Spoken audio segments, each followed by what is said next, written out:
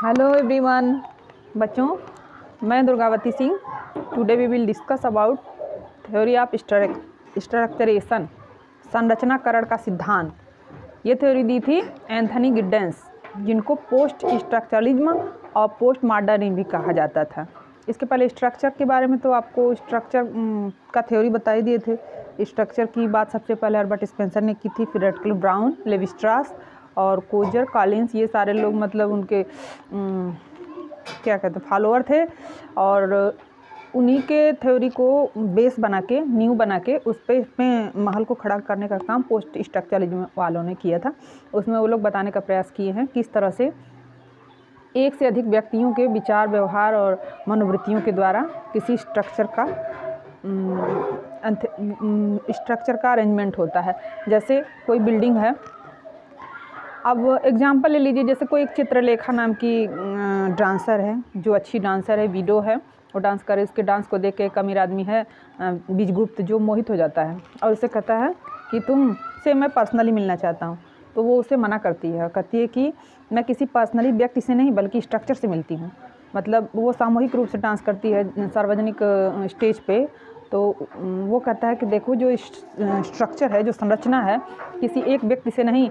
मैं राजा हूँ, मैं अमीर हूँ, तो मेरे जैसे ही तमाम लोगों के विचार, व्यवहार, मनोवृत्तियों को ही स्ट्रक्चर कहते हैं। तो उनकी बातों से, विचार से भी, मतलब ये एग्जांपल है, आपको ये समझ में आएगा कि अकेले संरचना, जैसे हमारी बॉडी है, इसके सारे सेल्स हैं, सारे सेल्स मिलके काम करते हैं, तभी बॉडी का स्ट्रक्चर बना हुआ है। कि मैं दुर्गावती सिंह हूँ या कोई भी स्टूडेंट है, एनीवन, किसी भी व्यक्ति का सारे सेल्स को देख लीजिए, मिलके ही उसकी बॉडी का अरेंजमेंट होता है, स्ट्रक्चर बनता है। ऐसे ही बिल्डिंग है, ईट है, गरा, सीमेंट और क्या कहते हैं मिट्टी और लकड़ी, कितने सारी चीज़ों का यूज किया जाता है, तब वो मकान बनता है या उनके बॉन्डिंग से, उनके सहयोग से खड़ा है, निर्मित है, उसकी स्ट्रक्चर दिख रही है बाहरी मूर्त रूप में। तो स्ट्रक्चरिज्म उसको कहते हैं। लेकिन यहाँ तो हमको संरचनाकरण पढ़ना है उसको। जैसे इन्होंने, एंथनी गिड्डेंस ने इन लोगों के भ्रम को दूर किया है। इन लोगों में भी दो ग्रुप बन गया था। दो ग्रुपों में, एक ग्रुप वाले कहते हैं, एक ग्रुप में वाले हैं जो सोसाइटी को ही मेन मानते हैं, कहते हैं सोसाइटी के स्ट्रक्चर, सोसाइटी से ही डायरेक्ट स्ट्रक्चर, जैसे सोसाइटी डायरेक्ट स्ट्रक्चर कैसे बन सकता है, या जैसे सोसाइटी को ही सब कुछ मानने वालों में जैसे इमाइल दुर्खीम थे, वो सोसाइटी को ही सब कुछ मानते थे। उसके पहले हर्बर्ट स्पेंसर तो व्यक्ति को, व्यक्तिवादी विचारधारा के, इंडिविजुअल उनके मीनिंग में राजा होता है। जैसे जीन पॉल सार्त्र फ्रांस के थे, वो भी कहते थे कि इंडिविजुअल राजा होता है। जीन पॉल सार्त्र की बुक का भी नाम होगा, जीन पॉल सार्त्र ने बुक लिखा था बीइंग एंड एंथेसागिसनेस। उसमें उन्होंने लिखा था कि इंडिविजुअल राजा होता है, मतलब व्यक्ति, एक एक व्यक्तियों के मतलब सहयोग से, किसी एक व्यक्ति की मनोवृत्ति है, विचार है, उसके आइडिया है, उसको देख के कई सारे लोग उसमें उसके फॉलो करना शुरू कर दिए। उस कार्य को विचार को कार्य रूप में परिणित करते करते एक समूह बन गया, ग्रुप बन गया। उसको करते करते पूरा समाज उसको फॉलो करने लगा। तो वही चीज़ क्या हो जाती है, संरचना हो जाती है। संरचना जिससे हम सभी लोग जुड़े हुए हैं, एक एक व्यक्तियों से मिलकर संरचना बनती है, और बिना संरचना के हमारा कोई अस्तित्व ही नहीं है। तो एजेंसी और संरचना, स्ट्रक्चरेशन के दो पार्ट होते हैं। तो यहाँ पे हमारे एंथनी गिड्डेंस महोदय स्ट्रक्चरेशन थ्योरी मतलब संरचनाकरण का सिद्धांत, जो पीजीटी और पीजी का फाइनल में एक पूरा आपका चैप्टर है। अगर पीजी के बच्चे भी देख रहे हों तो ध्यान से देखें और इसको समझें। और ये सिर्फ इतना याद रखेंगे, स्ट्रक्चरेशन थ्योरी किसने दिया था, संरचनाकरण का सिद्धांत किसने दिया था, तो आपके एंथनी गिड्डेंस, जिनको पोस्ट स्ट्रक्चरलिज्म और पोस्ट मॉडर्निज्म भी कहा जाता है। इन्होंने खुद अपनी बुक लिखी थी, उनकी बुक का नाम था द कॉन्स्टिट्यूशन ऑफ सोसाइटी, जिसे उन्होंने 1984 में लिखा था।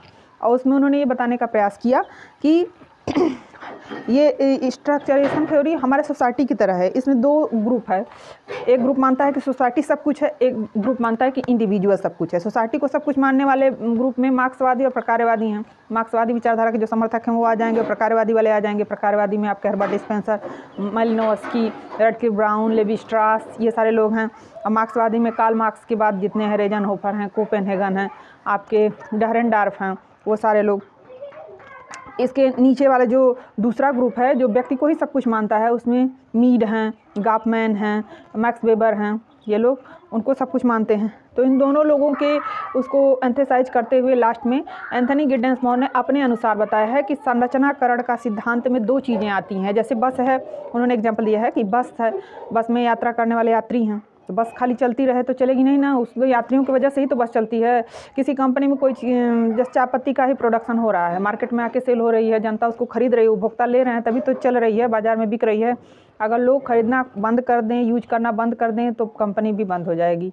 बीच में जब लॉकडाउन हुआ तो पूरी सब कुछ सारी कंपनी, कारखाना, उद्योग, बिजनेस, व्यापार पूरे विश्व मान लीजिए, वो तो आर्थिक मंदी छा गई, ऐसी महामारी आई थी कि सब लोग उससे त्रस्त हो गए थे, परेशान हो गए थे। तो जब हम आप एक व्यक्ति यूज करता है किसी सामान को, अब बस चल रही है, उसमें यात्री हैं, टिकट लेने के लिए जा रहे हैं, तो एक यात्री टिकट लेने के लिए जा रहे हैं, तो यात्री जो है एजेंट हो गए, एजेंसी का काम कर रहे हैं, और संरचना क्या हो गई, बस हो गई।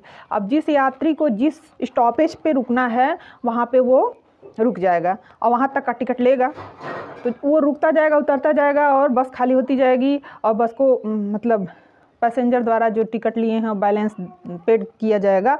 तो दोनों के सहयोग से, दोनों के कंट्रीब्यूशन से ही संरचनाकरण का काम आगे बढ़ता है। यही चीज़ बताने का, समझाने का प्रयास किया हमारे एंथनी गिडेंस महोदय ने। वो कहते हैं कि जैसे बस है तो बस संरचना है, और उसमें जो यात्री सफ़र कर रहे हैं वो क्या है, एजेंसी हैं। तो एजेंसी और संरचना दोनों के सहयोग से, दोनों के कंट्रीब्यूशन से संरचनाकरण का सिद्धांत चलता है। इसी बात को बताने, समझाने, दर्शाने का पूरा प्रयत्न हमारे एंथनी गिडेंस महोदय ने किया है, और उसको मैंने आपको बताया। तो बच्चों, अगर आपको ये अच्छा लग रहा है तो इसे लाइक, शेयर और सब्सक्राइब कीजिए। इसको बताने के लिए बहुत सारे आगे चल के कई राइटरों ने अपने अपने थ्योरी और उसको दिया था। उसमें आपके आते हैं आल्फ्रेड शुट्ज़, जिन्होंने सोशल वर्ड को मेन हाईलाइट किया था। आपके दुर्खीम आते हैं, उन्होंने सोशल को किंगडम मांगा था, मतलब समाज को ही राजा माना था। समाज राजा है, समाज के ही उससे लोग आत्महत्या करते हैं या कोई भी गलत सही जो भी काम करते हैं समाज के हिसाब से करते हैं। और आपके हर्बर्ट स्पेंसर आए हैं, उन्होंने सोशल ऑर्गेनिज्म का सिद्धांत, सामाजिक सावयव तुलना उन्होंने बॉडी के, मानव के बॉडी के सेल्स से की है कि समाज भी उसी तरह सहयोग से बनता है। जिस तरह बॉडी का सारा सेल्स मिलके बॉडी का निर्माण होता है, वैसे ही हमारे समाज के जो तत्व हैं, एलिमेंट्स हैं, उनके सबके सहयोग से, सबके का उसे एकीकृत जब सब होके चलता है तो उसी को आगे चल के प्रकारात्मक रूप देते हुए उन लोगों ने बताने, समझाने का प्रयास किया है। और उन सारी चीज़ों को एम्फसाइज करते हुए लास्ट में हमारे एंथनी गिडेंस ने संरचनाकरण के सिद्धांत में ये माना है, बताया है, समझाया है कि इसमें दोनों चीज़ों का यूज होता है। दोनों चीज़ों मतलब एजेंसी और संरचना, दोनों के सहयोग से ही ये समाज और संरचनाकरण का सिद्धांत चलता है। और दोनों का इसमें बराबर का इम्पोर्टेंस है। ड्यूअलिटी ऑफ स्ट्रक्चर, ये एंथनी गिडेंस ने। SF नाडल ने the theory of social structure 1957 में बताया कि ढेर सारे पार्ट का सिस्टमैटिक अरेंजमेंट, कई भागों को एकीकृत रूप में प्रस्तुत करना। जैसे बिल्डिंग है तो उन सारे ईंट, गारे, सीमेंट सबसे मिलके बन रही है। शरीर है तो इतने सारे सेल्स से मिलके बन रहा है। उसी तरह हमारा समाज भी इतने सारे तत्वों से मिलकर के ये एकीकृत है, अरेंजमेंट हुआ है इसका, और सिस्टमैटिक वे में चल रहा है। इसी को संरचनाकरण सिद्धांत का नाम दिया एंथनी गिडेंस ने। तो बच्चों, आप लोग अपने नॉलेज को ऐसे ही गेन करते रहिए, सुनते रहिए। मेरी इस वीडियो को चाहें जितनी बार रिवाइज करेंगे, पीजी के स्टूडेंट हो, पीजीटी की तैयारी करने वाले हों, या कॉम्पिटिटिव परीक्षाओं जो सोशियोलॉजी से रिलेटेड पढ़ रहे हैं, उनको देखेंगे तो उनको बेनिफिट ही इससे मिलने वाला है। इसमें जो बुकों का नाम है, ईयर है, ये सब अगर नोट कर लें तो आपके लिए और बेनिफिशियल है। दैट्स ऑल बच्चों, आज के लिए इतना ही। अगर आपको मेरा चैनल पसंद आए तो अपना कंट्रीब्यूशन कीजिए, और इतना ही कीजिए कि लाइक, शेयर और सब्सक्राइब कीजिए। That's all. Thank you very much.